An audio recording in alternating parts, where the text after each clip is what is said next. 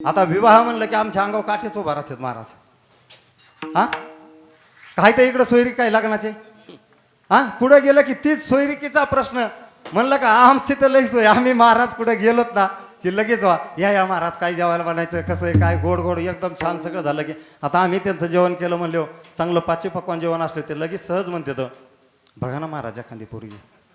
हा एखादा पोरगा बघा ना.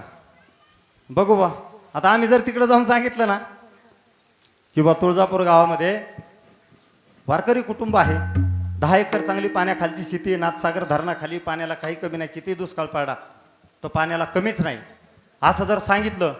हा ते म्हणते असं आहे का बरं बरं बाबा बघू ना पोरगा काय करतो, घर आहे का, आहे पोरगा माळकरी चांगलं काम करतो, हा बंगला आहे गाडी आहे शेती आहे, बरं बरं पण महाराज उलसक मग उलसक चिकाटलेलं बघा ना.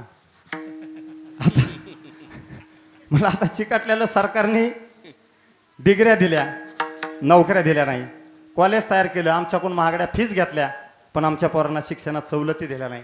एवढ्या स्पर्धेने आमच्या मुलांनी प्रचंड अभ्यास करून चांगले मार्क मिळवले, नोकऱ्या दिल्या नाही म्हणून आमच्या मुलींच्या अपेक्षा काय कुठंतरी चिकाटलेल्या. मग मला आपल्याकडे डीपी आहे का, डीपी लाईटीची. म्हणलं फक्त आता आमच्याकडे पोरगा डीपीला चिकटून मिळल.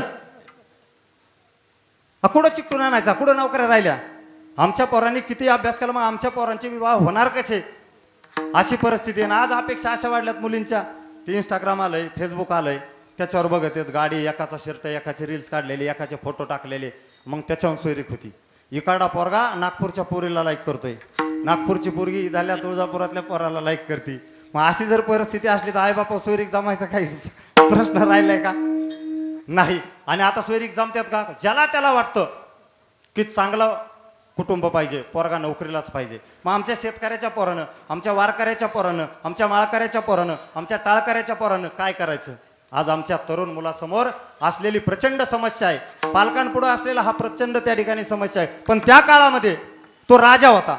आता आम्हाला प्रत्येकाला वाटतं ज्याची परिस्थिती नाही त्याला बी वाटतं रात्री लग्न व्हावा, हा 1.5 लाखाचा डीजे लागावा, हा त्याच्यात ती प्री वेडिंग असावा 1.5 लाखाची, त्याच्यात रातची स्क्रीन असावा आणि लग्नाच्या आधी केलेले सगळे चाळे त्याच्यात आम्ही लोकांना दाखवावा आईबापा सकट.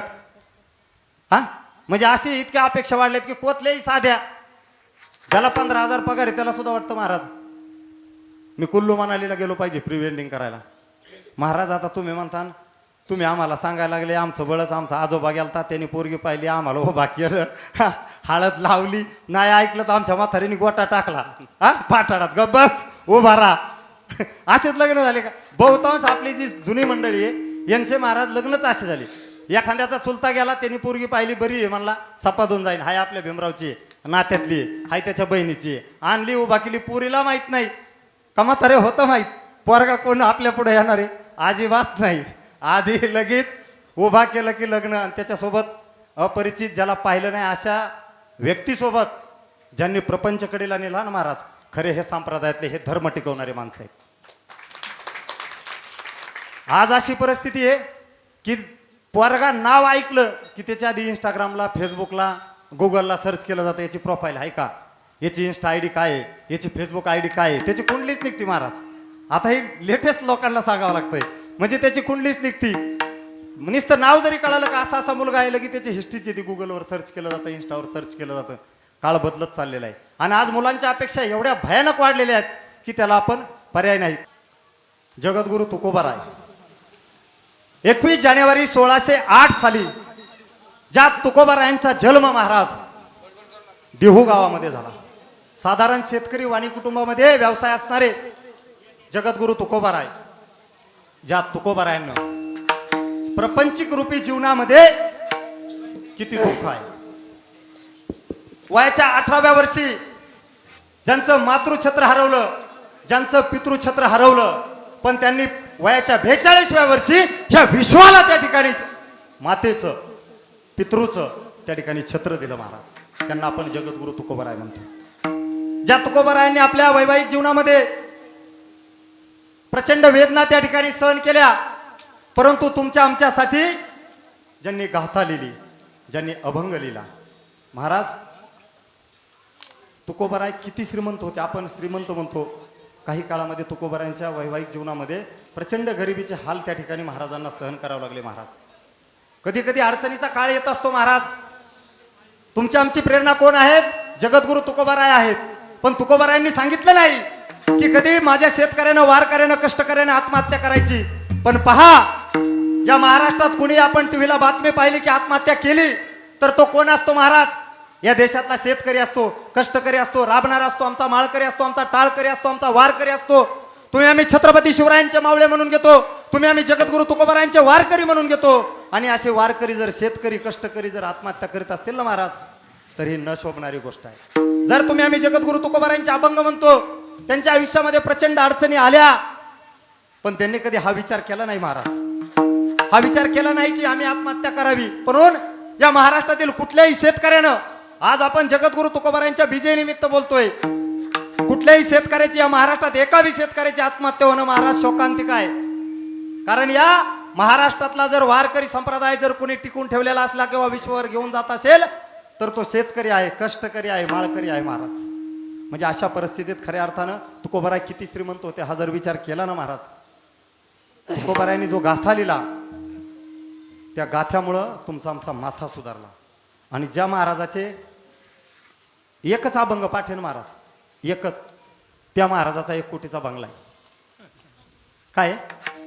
ज्या त्याला 30 लाखाची गाडी आहे. मग मागं सोनं नाणं बायकोला केलेलं, FD केलेल्या, देवगावला तिकडं प्लॉट घेतलेले, गुंठे घेतलेले, फ्लॅट घेतलेले. म्हणजे ही तुकोबारायांची श्रीमंती आहे. ज्याच्या मुखामध्ये फक्त एक अभंग पाठ आहे तो कोट्याधीश माणूस आहे महाराज. मग तुकोबाराय किती श्रीमंत असतील? ज्यांनी स्वतःच्या खर्चातून, आजही तुम्ही आळंदीला गेले, माझ्या माऊलींचं मंदिर ज्यांनी स्वतःच्या पैशातून बांधलं, संपूर्ण बांधकामाला एकही रुपया त्या ठिकाणी घेतला नाही, असे त्यागी जगद्गुरु तुकोबाराय आहेत महाराज. आणि तुकोबारायांबद्दल जर बोलायचं म्हटलं तर आपलं आयुष्य त्या ठिकाणी महाराज कमी पडेल. एक एक शब्द महाराजांचा इतका अनमोल आहे. प्रत्येक क्षेत्रामध्ये आयुष्यामध्ये तुम्ही कसं जीवन जगलं पाहिजे, कारण त्या काळात तुकोबारायांना कळालं होतं, जोडून या धन उत्तम व्यवहार. माझ्या मायबाप शेतकऱ्याला उत्तम व्यवहार जर कुणी सांगितला असला तर तुकोबारायांनी सांगितलेला आहे. आणि खऱ्या अर्थानं आम्ही उत्तम व्यवहार करतो का? नाही. आमच्या डोक्यात फक्त एवढंच काय की शेजाऱ्याची जमीन चुलत भावाची कवाही काय निघती आणि मी कधी घेतोय, एवढाच व्यवहार. अरे नाही, आजही बघा तुम्ही जर पैठणसारख्या शहरामध्ये गेले तर आमच्या गोरगरीब कष्टकरी शेतकऱ्याचे आमचे आहेत का इथं? पिंगळे पाटलाचे, गलांडे पाटलाचे, गलधर यांच्या कुणाचे आहेत का तिथं? नाही. आम्ही फक्त तिथं खर्चायला जायचं. सगळ्याच्या मोक्याच्या जागा कुणाच्या आहेत? सिंधी, गुजराती, मारोडी, पंजाबी. हां. आणि आम्ही कष्टकरी, आम्ही शेतकरी, इथले जमीनदार म्हणून घेणारे आम्ही कर्जबाजारी आहोत. बघा, आमच्या प्रत्येकाच्या कुटुंबामध्ये जर जगद्गुरु तुकोबारायांचे तुम्ही वारकरी असताल तर प्रत्येकाच्या घरामध्ये त्या ठिकाणी स्वतःचा प्रचंड सुसज्ज सगळ्या सुखसुविधा उपयुक्त असा बंगला पाहिजे, स्वतःची 4 चाकी गाडी पाहिजे. आता मागं मावशा बसल्यात, जर तुम्हाला 4 चाकी गाड्यात जर मावशा माहेराला जायचं आलं तर काय अडचण आहे का? तुमचा मेकअप मोडन का? नाही मोडणार.